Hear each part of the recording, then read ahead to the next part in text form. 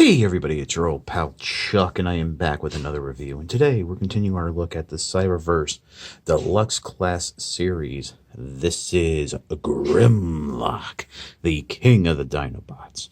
Now this review is a little bit later than I wanted it to be, but that's because I had to spend a little extra time with Grimlock to figure out his transformation in a way that I can present it to you. Now, Grimlock comes with two accessories. This flame effect that he can hold as a sword. Personally, I would have preferred to have seen a detachable hilt or something like the old animated toy. And this crown right here. Other than that, the figure is very close to its animated design from the Cyberverse cartoon. And I kind of dig it. Unfortunately, there's a lot of mass going on with the figure, which kind of causes things to bump into each other, and thus Grimlock is not as articulated as I would like, especially when it comes to the arms. When you bring them up here into a neutral pose, go ahead and remove the accessories and give you a better look. Here's a nice little shot of the head. You have those missile launchers in the shoulder. I mean, I kind of am happy that he does have a hand accessory, but again, I would have really preferred it being something that looked a little more sword-like. As with all the Cyberverse Deluxes, his jointing is all around the ball joint system: shoulders, elbows, head, hips, and hinge knees, as well as ankle pivot. Now, with the head, let me bring it up here. You can tell that it's actually set a little oddly here on the neck. So while you can get it to look up and down and get some expressive poses, straight side to side head movement is a little odd. But on the whole, I'm pleased with the figure. So we'll pause and we will come back for the transformation.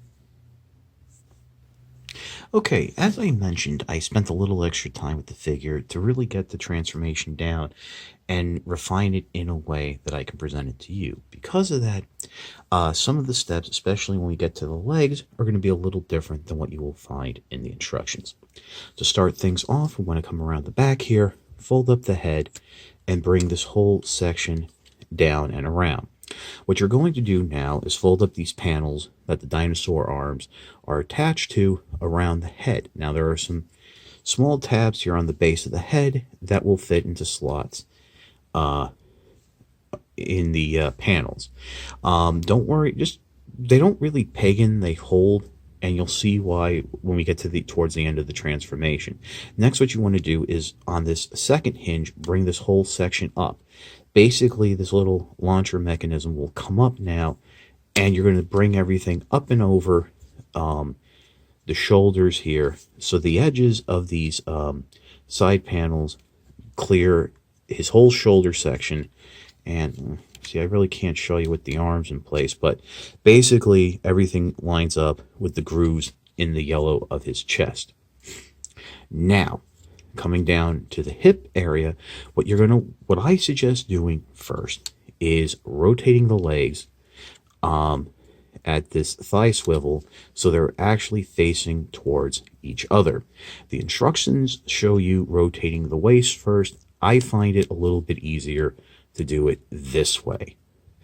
Also, beware on my figure, and I've seen on a few others, the right hip joint has a tendency to pop off when rotating that thigh cut. That is a common problem I notice when using ball jointed hips and having that thigh swivel, that 9 times out of 10 it wants to rotate from the ball socket, not from the swivel, and it usually results in the joint popping off. Rotate the waist out to the side, and then what you're going to do is proceed to open up the leg section so that the toes are now pointing forward, and this section of the tail will point downward. And going back into robot mode, you want to fold this up and make sure that the little tab right there goes into the inside of this leg section. Come around on the other side and repeat the same thing. Spread the legs open to give yourself plenty of room. Next, what we're going to do is rotate these panels around so that they are slowly getting into position. I would suggest, at least with the bottom one, folding it back over. But the next step is you're going to go ahead and peg these tail sections together, just like so. They may not hold, but don't worry, everything will come together.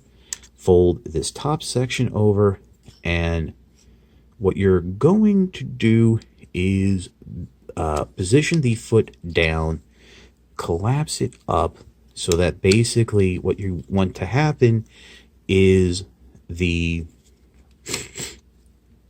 in this particular foot, and this is actually how you know that you have the legs going in the right direction, there is a slot that will fit into the tab back here on this back section, and you will also proceed to begin to close up the panels along the way.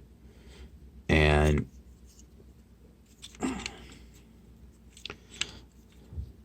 the other thing you want to start to do is come around the bottom, and you're going to bring that section in, and it will go up over the face.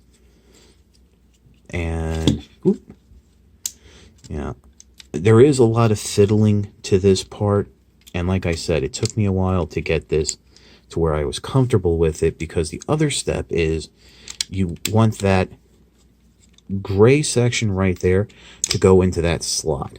And once you do that, that whole back section will come together and will actually help position the bottom section and get it in position. Now, through the natural movements, what you should see is those side panels have opened up. That's fine, because you actually need them to open up, so that the next step is the tabs on the side of that particular foot will actually slot into place, so you can close the whole thing up.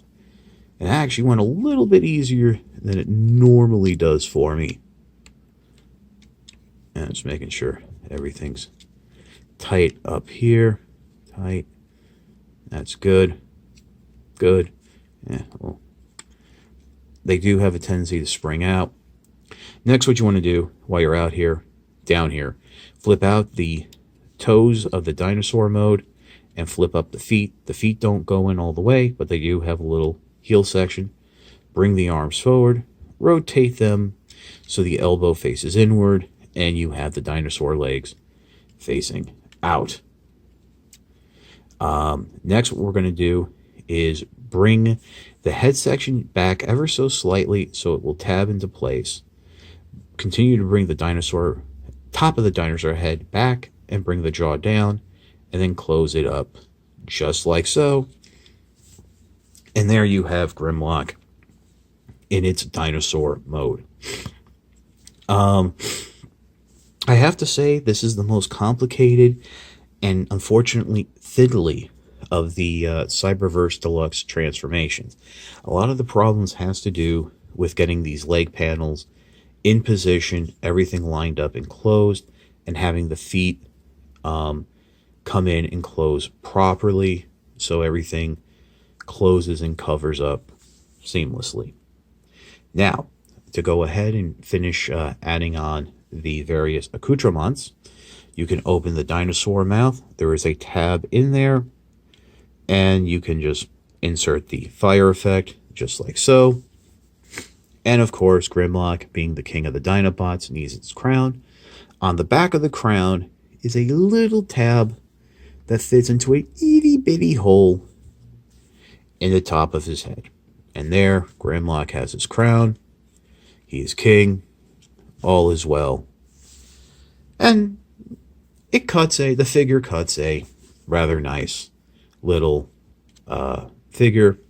The figure cuts a nice little figure. The figure cuts a nice little look. I think it's kind of stylish. So that's about it for dinosaur mode. And that's about it for the figure. So I will pause and be back with my final thoughts. Like I said, Grimlock is the most complicated and fiddly of the deluxe Transformers. Well, not necessarily. Well, fiddly. Megatron is fiddly, but that's because his joints are incredibly loose. The transformation is rather straightforward. This is fiddly because you have a lot of large panels that can crash into each other and things have to line up precisely. But once you get everything lined up, it does come together, what I consider snugly. Obviously, if you're looking to complete Macadam, you're going to buy Grimlock. But other than that, I think there might be some better options out there. I know the Ultimate Class version people really, really enjoy. I don't have that one yet. I'm not sure if I'm going to pick it up. But if you're also looking to have your cast of Autobots generally the same size, then you're probably going to want to stick with this deluxe line, however farther it goes. I was able to get this figure off of eBay. I think Grimlock and Hot Rod are showing up in retail. What I thought would be the second wave has been sort of split. I know Amazon has pre-orders for Grimlock, Hot Rod, RC, and Thunderhoof, and they're all not expected until around April or June. I don't remember the exact date. I think it's closer to June. So, but they are showing up in retail, so you can go that route with them. Other than that, this is your old pal Chuck for Grimlock. Thanks for watching. If you haven't subscribed, please do. We did actually cross the 3,200 threshold, so I am quite happy about that.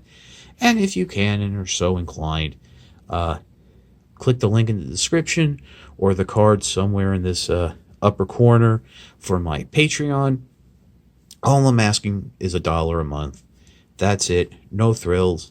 And it will just help me continue to bring reviews to you and maybe expand the channel into some other areas that I think you might find interesting.